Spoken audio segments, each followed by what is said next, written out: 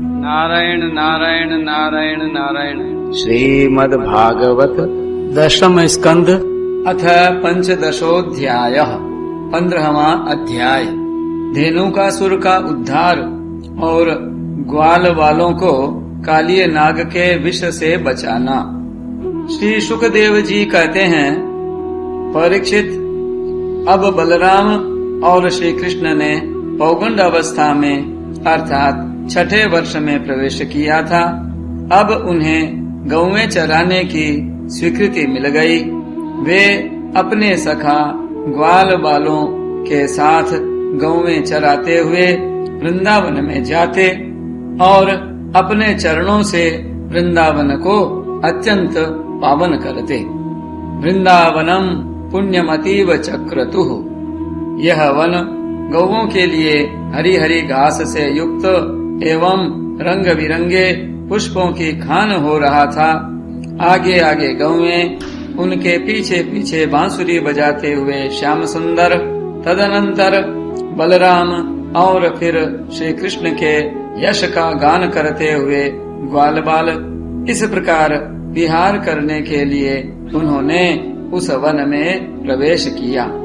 उस वन में कहीं तो भौरे बड़ी मधुर गुंजार कर रहे थे, कहीं झुंड के झुंड हरिण चौकड़ी भर रहे थे और कहीं सुंदर सुंदर पक्षी चहक रहे थे। बड़े ही सुंदर सुंदर सरोवर थे, जिनका जल महात्माओं के हृदय के समान स्वच्छ और निर्मल था। उनमें खिले हुए कमलों के सौरभ से सुवासित होकर शीतल मंद सुगंध वायु उस वन की सेवा कर रही थी। इतना मनोहर था वह वन कि उसे देखकर भगवान ने मन ही मन उसमें विहार करने का संकल्प किया। पुरुषोत्तम भगवान ने देखा कि बड़े बड़े वृक्ष फल और फूलों के भार से झुककर अपनी डालियों और नूतन कोंपलों की लालिमा से उनके चरणों का स्पर्श कर रहे हैं। तब उन्होंने बड़े आनंद से कुछ मुस्कुराते हुए से अपने बड़े भाई बलराम जी से कहा, अहो अमी देव वराम रार्चितम पादाम्बुजम ते सुमनः फलार्हणम। भगवान श्री कृष्ण ने कहा, देव शिरोमणि, यूं तो बड़े बड़े देवता आपके चरण कमलों की पूजा करते हैं, परंतु देखिए तो ये वृक्ष भी अपनी डालियों से सुंदर पुष्प और फलों की सामग्री लेकर आपके चरण कमलों में झुक रहे हैं, नमस्कार कर रहे हैं। क्यों न हो, इन्होंने इसी सौभाग्य के लिए तथा अपना दर्शन एवं श्रवण करने वालों के अज्ञान का नाश करने के लिए ही तो वृंदावन धाम में यह वृक्ष योनि ग्रहण की है। इनका जीवन धन्य है। आदि पुरुष, यद्यपि आप इस वृंदावन में अपने ऐश्वर्य रूप को छिपाकर बालकों की सी लीला कर रहे हैं, फिर भी आपके श्रेष्ठ भक्त मुनिगण अपने इष्ट देव को पहचान कर यहाँ भी प्रायः भौरों के रूप में आपके भुवन पावन यश का निरंतर गान करते हुए आपके भजन में लगे रहते हैं। वे एक क्षण के लिए भी आपको नहीं छोड़ना चाहते। भाई जी, वास्तव में आप ही स्तुति करने योग्य हैं। देखिए, आपको अपने घर आया देख ये मोर आपके दर्शनों से आनंदित होकर नाच रहे हैं। हरिणियां मृग नयनी गोपियों के समान अपनी प्रेम भरी तिरछी चितवन से आपके प्रति प्रेम प्रकट कर रही हैं, आपको प्रसन्न कर रही हैं। ये कोयलें अपनी मधुर कुहू कुहू ध्वनि से आपका कितना सुंदर स्वागत कर रही हैं। ये वनवासी होने पर भी धन्य है, क्योंकि सत्पुरुषों का स्वभाव ही ऐसा होता है कि वे घर आए अतिथि को अपनी प्रिय से प्रिय वस्तु भेंट कर देते हैं। धन्या वनौकस इयान ही सताम निसर्गः। आज यहाँ की भूमि अपनी हरी हरी घास के साथ आपके चरणों का स्पर्श प्राप्त करके धन्य हो रही हैं। यहाँ के वृक्ष, लताएं और झाड़ियां आपकी अंगुलियों का स्पर्श पाकर अपना अहोभाग्य मान रही हैं। आपकी दया भरी चितवन से नदी, पर्वत, पशु, पक्षी सब कृतार्थ हो रहे हैं और ब्रज की गोपियां आपके वक्षः स्थल का स्पर्श प्राप्त करके, जिसके लिए स्वयं लक्ष्मी भी लालायित रहती हैं, धन्य धन्य हो रही हैं। श्री शुकदेव जी कहते हैं, परीक्षित, इस प्रकार परम सुंदर वृंदावन को देखकर भगवान श्री कृष्ण बहुत ही आनंदित हुए। एवं वृंदावनम श्रीमत् कृष्ण प्रीत मनः पशु। वे अपने सखा ग्वाल वालों के साथ गोवर्धन की तराई में यमुना तट पर गौओं को चराते हुए अनेकों प्रकार की लीलाएं करने लगे। एक ओर ग्वाल बाल भगवान श्री कृष्ण के चरित्रों की मधुर तान छेड़े रहते हैं, तो दूसरी ओर बलराम जी के साथ वनमाला पहने हुए श्री कृष्ण मतवाले भौरों की सुरीली गुनगुनाहट में अपना स्वर मिलाकर मधुर संगीत अलापने लगते हैं। कभी कभी श्री कृष्ण कूजते हुए राजहंसों के साथ स्वयं भी कूजने लगते हैं और कभी नाचते हुए मोरों के साथ स्वयं भी ठुमुक ठुमुक नाचने लगते हैं और ऐसा नाचते हैं कि मयूर को उपहासास्पद बना देते हैं। कभी मेघ के समान गंभीर वाणी से दूर गए हुए पशुओं को उनका नाम ले लेकर बड़े प्रेम से पुकारते हैं। उनके कंठ की मधुर ध्वनि सुनकर गायों और ग्वाल बालों का चित्त भी अपने वश में नहीं रहता। कभी चकोर, क्रौंच, करांकुल, चकवा, भरदूल और मोर आदि पक्षियों की सी बोली बोलते हैं, तो कभी बाघ, सिंह आदि की गर्जना से डरे हुए जीवों के समान स्वयं भी भयभीत की सी लीला करते हैं। जब बलराम जी खेलते खेलते थक कर किसी ग्वाल बाल की गोद के तकिए पर सिर रख कर लेट जाते, तब श्री कृष्ण उनके पैर दबाने लगते, पंखा झलने लगते और इस प्रकार अपने बड़े भाई की थकावट दूर करते। जब ग्वाल बाल नाचने गाने लगते अथवा ताल ठोंक ठोंक कर एक दूसरे से कुश्ती लड़ने लगते, तब श्याम और राम दोनों भाई हाथ में हाथ डालकर खड़े हो जाते और हंस हंस कर वाह वाह करते।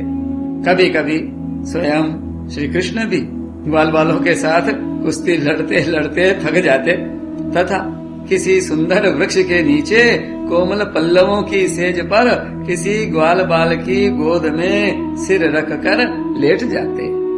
परीक्षित, उस समय कोई कोई पुण्य के मूर्तिमान स्वरूप ग्वाल बाल महात्मा श्री कृष्ण के चरण दबाने लगते और दूसरे निष्पाप बालक उन्हें बड़े बड़े पत्तों या अंगोछियों से पंखा झलने लगते। किसी किसी के हृदय में प्रेम की धारा उमड़ आती तो वह धीरे धीरे उदार शिरोमणि परम मनस्वी श्री कृष्ण की लीलाओं के अनुरूप उनके मन को प्रिय लगने वाले मनोहर गीत गाने लगता। भगवान ने इस प्रकार अपनी योग माया से अपने ऐश्वर्यमय स्वरूप को छिपा रखा था। वे ऐसी लीलाएं करते जो ठीक ठीक गोप बालकों की सी ही मालूम पड़ती। स्वयं भगवती लक्ष्मी जिनके चरण कमलों की सेवा में संलग्न रहती हैं, वे ही भगवान इन ग्रामीण बालकों के साथ बड़े प्रेम से ग्रामीण खेल खेला करते थे। परीक्षित, ऐसा होने पर भी कभी कभी उनकी ऐश्वर्यमयी लीलाएं भी प्रकट हो जाया करती। बलराम जी और श्री कृष्ण के सखाओं में एक प्रधान गोप बालक थे, श्री दामा। एक दिन उन्होंने तथा सुबल और स्तोक कृष्ण, छोटे कृष्ण आदि ग्वाल बालों ने श्याम और राम से बड़े प्रेम के साथ कहा, हम लोगों को सर्वदा सुख पहुंचाने वाले बलराम जी, आपके बाहुबल की तो कोई था ही नहीं है। हमारे मनमोहन श्री कृष्ण, दुष्टों को नष्ट कर डालना तो तुम्हारा स्वभाव ही है। यहाँ से थोड़ी ही दूर पर एक बड़ा भारी वन है, बस उसमें पांत के पांत ताड़ के वृक्ष भरे पड़े हैं। वहाँ बहुत से ताड़ के फल पक पक कर गिरते रहते हैं और बहुत से पहले के गिरे हुए भी हैं, परंतु वहाँ धेनुक नाम का एक दुष्ट दैत्य रहता है। उसने उन फलों पर रोक लगा रखी है। बलराम जी और भैया श्री कृष्ण, वह दैत्य गधे के रूप में रहता है। वह स्वयं तो बड़ा बलवान है ही, उसके साथ ही और भी बहुत से उसी के समान बलवान दैत्य उसी रूप में रहते हैं। मेरे शत्रुघाती भैया, उस दैत्य ने अब तक न जाने कितने मनुष्य खा डाले हैं। यही कारण है कि उसके डर के मारे मनुष्य उसका सेवन नहीं करते और पशु पक्षी भी उस जंगल में नहीं जाते। उसके फल हैं तो बड़े सुगंधित, परंतु हमने कभी नहीं खाए। देखो न, चारों ओर उन्हीं की मंद मंद सुगंध फैल रही है। तनिक सा ध्यान देने से उसका रस मिलने लगता है। श्री कृष्ण, उनकी सुगंध से हमारा मन मोहित हो गया है और उन्हें पाने के लिए मचल रहा है। तुम हमें वे फल अवश्य खिलाओ। दाऊ दादा, हमें उन फलों की बड़ी उत्कट अभिलाषा है। आपको रुचे तो वहाँ अवश्य चलिए। अपने सखा ग्वाल बालों की यह बात सुनकर भगवान श्री कृष्ण और बलराम जी दोनों हंसे और फिर उन्हें प्रसन्न करने के लिए उनके साथ ताल वन के लिए चल पड़े।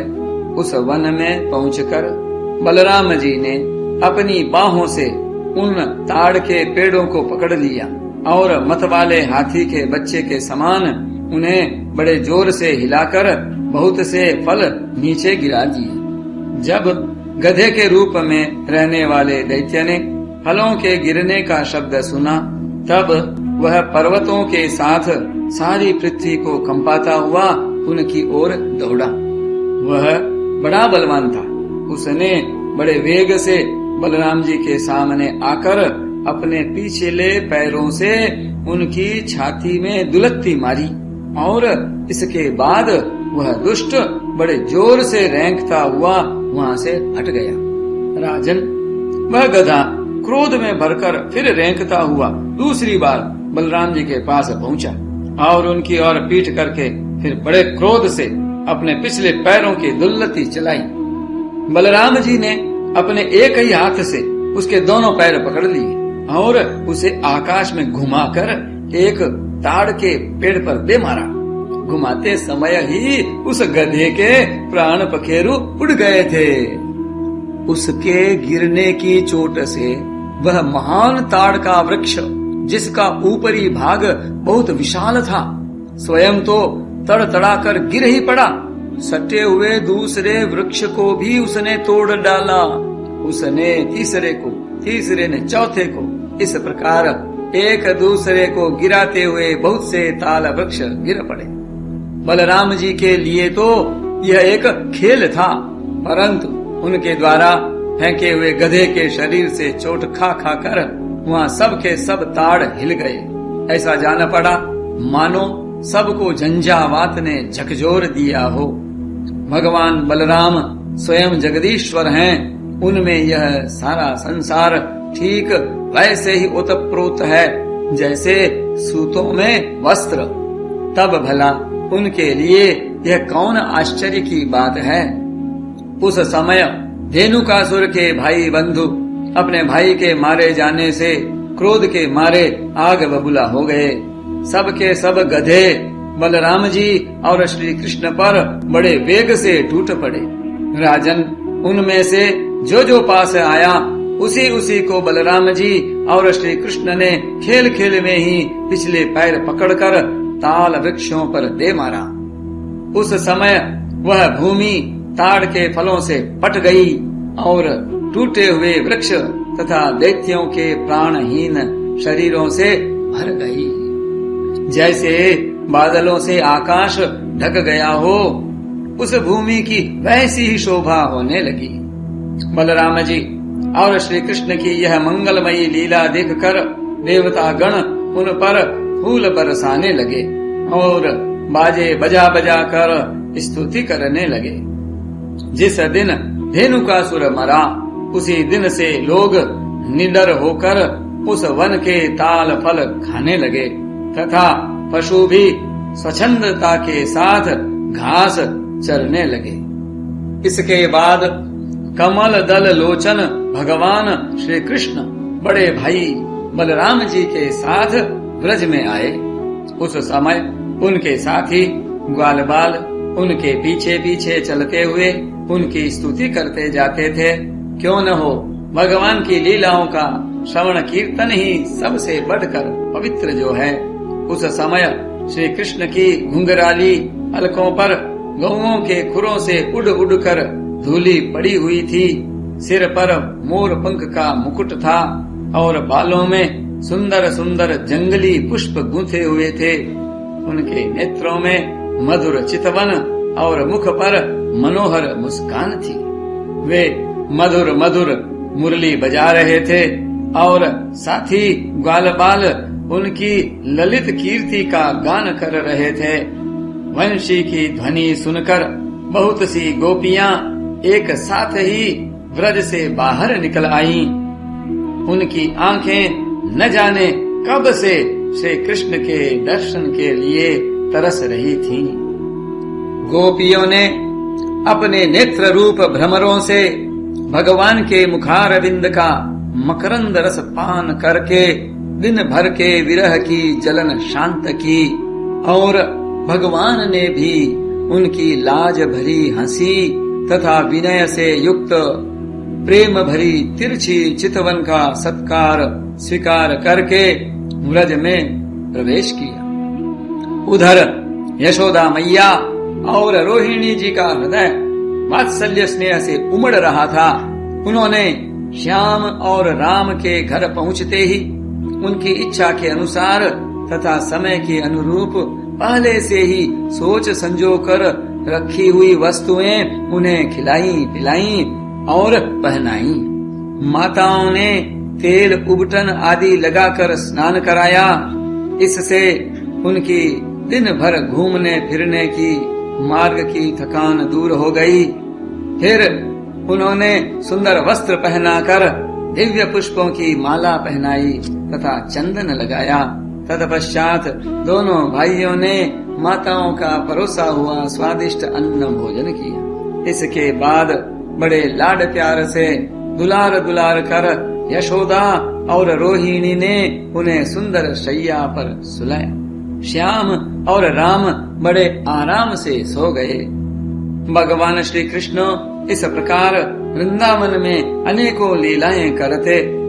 एक दिन अपने सखा ग्वाल बालों के साथ वे यमुना तट पर गए।